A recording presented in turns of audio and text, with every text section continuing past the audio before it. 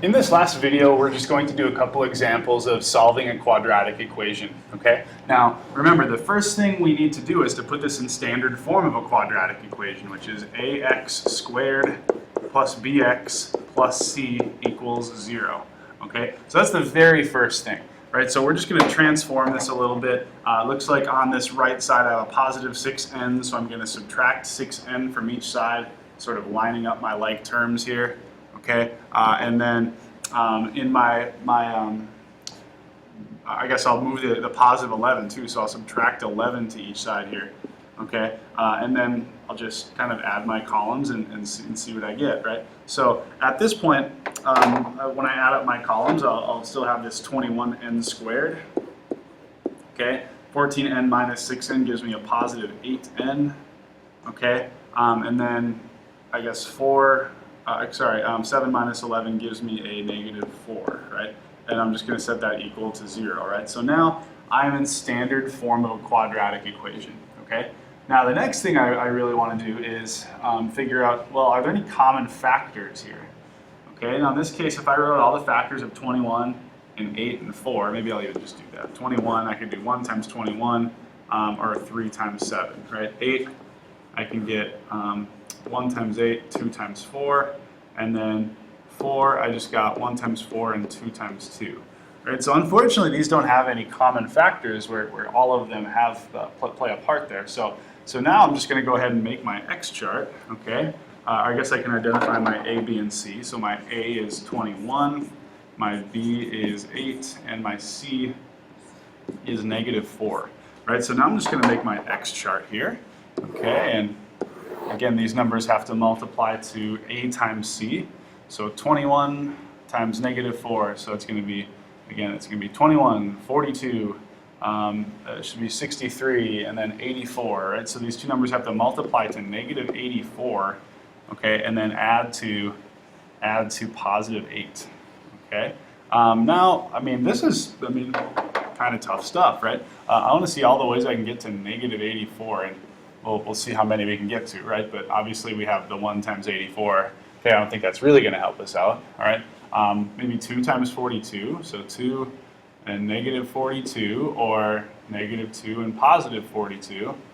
Let's see, maybe 4 and 21, right? So I could do 4 negative 21, or negative 4 positive 21, right? Let's see if we can continue.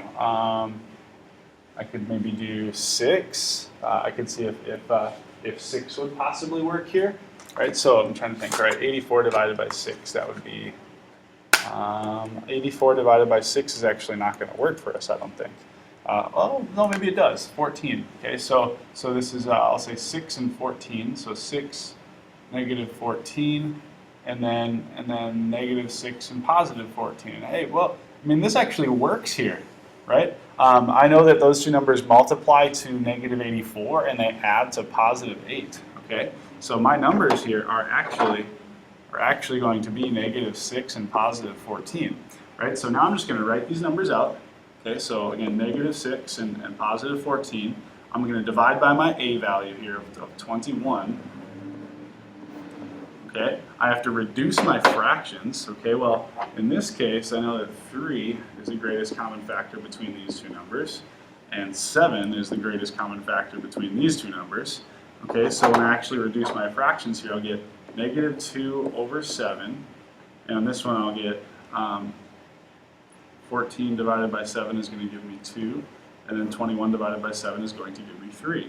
So I've reduced my fractions, and now I can bring the bottoms up here. Right, so bottoms up on this one will give me 7x minus 2, and then bottoms up on this one is going to give me 3x plus 2. Okay, and so now I'm going to go back and write this trinomial set equal to 0 as two binomials, the product of two binomials equal to 0. So this is now 7x minus 2 times 3x plus 2 equals 0. Okay.